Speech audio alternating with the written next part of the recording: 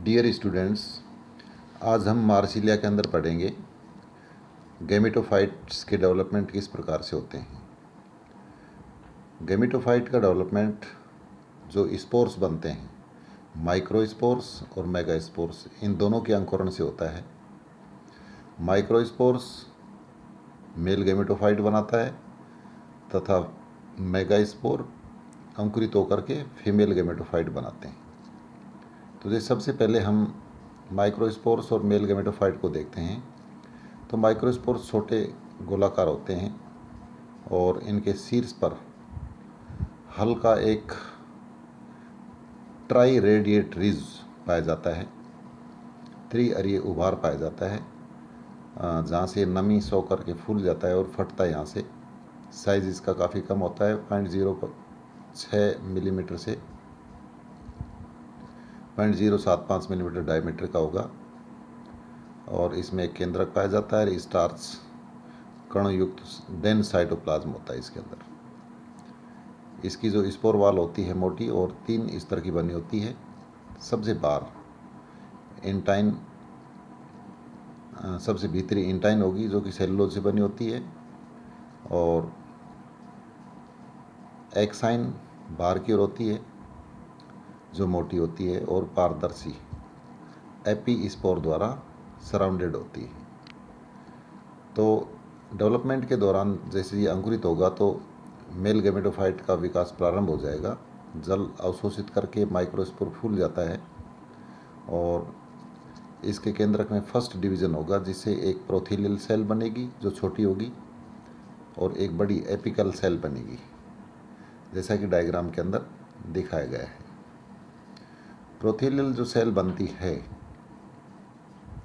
इसमें diagram A और B देखिए। ए माइक्रोस्पोर है और बी के अंदर नीचे छोटी प्रोथीलियल सेल है और ऊपर की ओर एपिकल सेल है।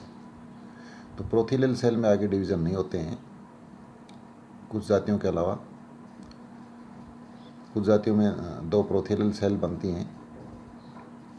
एपिकल सेल में तिरछे विभाजन होते हैं, जिससे 2 एंथ्रीडियल इनिशियल्स बनती हैं और प्रत्येक एंथ्रीडियल इनिशियल एक एंथ्रीडियम का निर्माण करती है।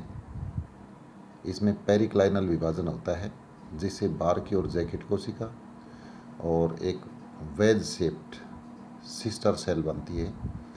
सिस्टर सेल दोबारा से पेरिक्लाइनली डिवाइड होकर के एक छोटी दूसरी जैकेट सेल और बड़ी आउटर सेल बनाती है। आउटर सेल में फिर डिवीज़न होता है पेरिक्लाइनल, जिसे तीसरा जैकेट स्तर बनता है और केंद्र की ओर सेल बनती है, जिसे प्राइमरी एंड्रोगोनियल सेल कहते हैं। इस प्रकार एंथ्रीडियम में 3 जैकेट कोशिकाएं और एक प्राइमरी एंड्रोगोनियल सेल बनती है। प्रत्येक प्राइमरी एंड्रोगोनियल सेल बार बार डिवीज़न द्वारा 16 तक एंथीरोजोइड मदर सेल बना लेती हैं और इस अवस्था में जैकेट कोशिकाएं और प्रोथीलियल सेल डिजोल्व हो जाती है, जिससे एंथीरोजोइड मदर सेल के दोनों समूह, 2 एंथ्रीडियम जैसे बनती हैं, तो दोनों समूह स्पोर वाल के अंदर तैरने लगते हैं और प्रत्येक एंथीरोजोइड मदर सेल शीघ्र ही मेटामॉर्फोसिस के द्वारा एक एंथीरोजोइड का निर्माण करती है।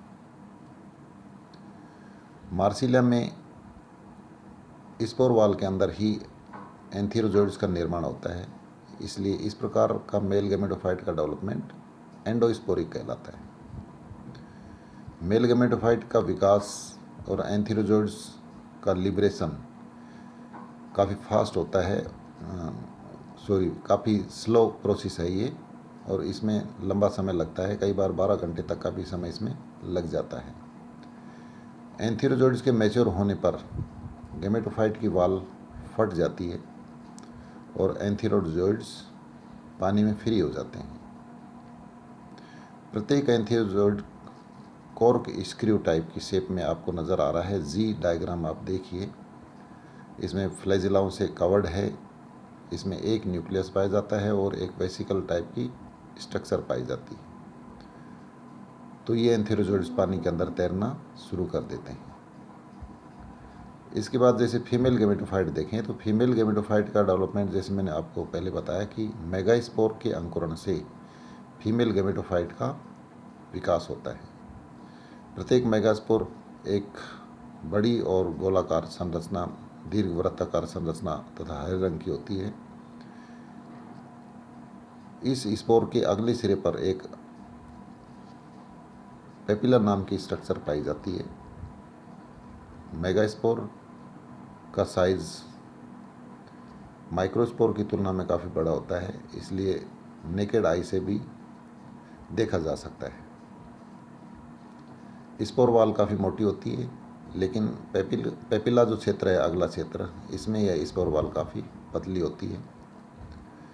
स्पोर वॉल इंटाइन और एक्साइन से ढकी होती है और स्पोर के शीर्ष में पेपिला के नीचे कुछ जो साइटोप्लाज्म होता है वो ग्रेनुलर होता है, जबकि निचले भाग के अंदर स्टार्च के कण पाए जाते हैं।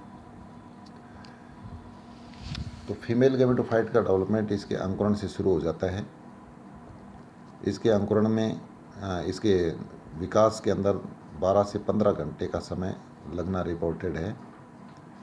अंकुरण के समय इसके केंद्र के अंदर अनुप्रस्थ विभाजन होता है, जिससे एक एपिकल सेल और एक नीचे की ओर बड़ी प्रोथेलियल सेल का निर्माण होता है।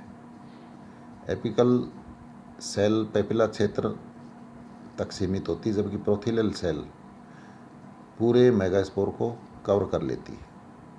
प्रोथेलियल सेल आगे विभाजन नहीं करती और इसका कार्य विकासशील गैमेटोफाइट को न्यूट्रिशन देने का होता है। छोटी शीर्षस्थ कोशिका से ही मेल गैमेटोफाइट का निर्माण होता है। एपिकल सेल में 3 वर्टिकल डिवीज़न होते हैं और ये डिवीज़न इस प्रकार से होते हैं कि इनकी भित्तियाँ एक दूसरे को इंटरसेक्ट करती हैं और इन डिवीजन्स के परिणाम स्वरूप एक सेंट्रल सेल और 3 लेटरल सेल बनती हैं।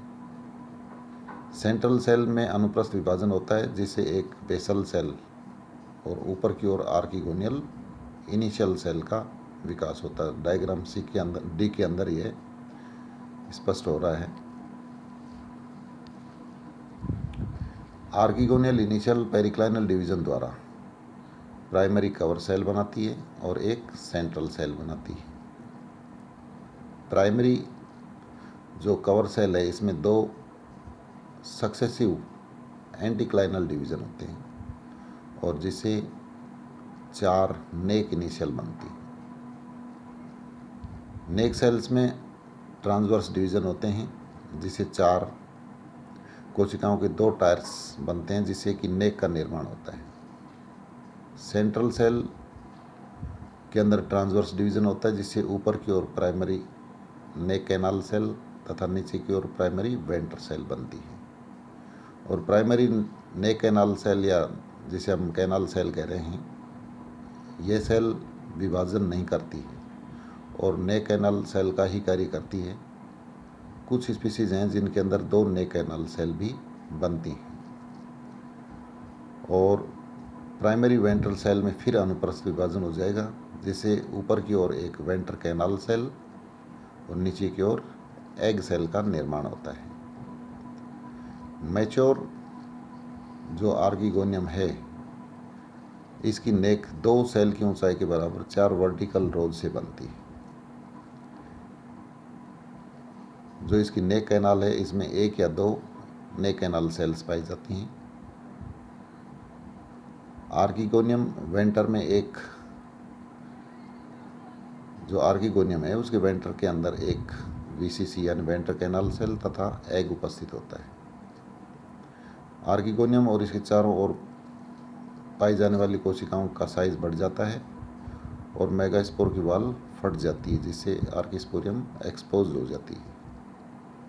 आर्किगोनियम के चारों ओर एक जिलेटिन का आवरण भी पाया जाता है और हम जानते हैं कि पहले से ही एंथीरोजोइड्स पानी में तैर रहे होते हैं, तो यहाँ एग तक कीमोटैक्टिक मूवमेंट के द्वारा यहाँ पर पहुँच जाते हैं और एंथीरोजोइड एक एग से मिल करके जाइगोट का निर्माण कर देता है और इस प्रकार से फर्टिलाइजेशन की क्रिया हो जाती है।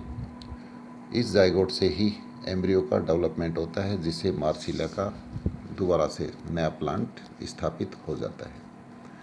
तो इस प्रकार से मार्सिलिया के अंदर मेल गेमेटोफाइट और फीमेल गेमेटोफाइट का निर्माण होता है और एम्ब्रियो का डेवलपमेंट होता है। तो मार्सिलिया चैप्टर भी समाप्त हो गया है। इसके बाद अपन नेक्स्ट चैप्टर को स्टडी करेंगे। Thank you.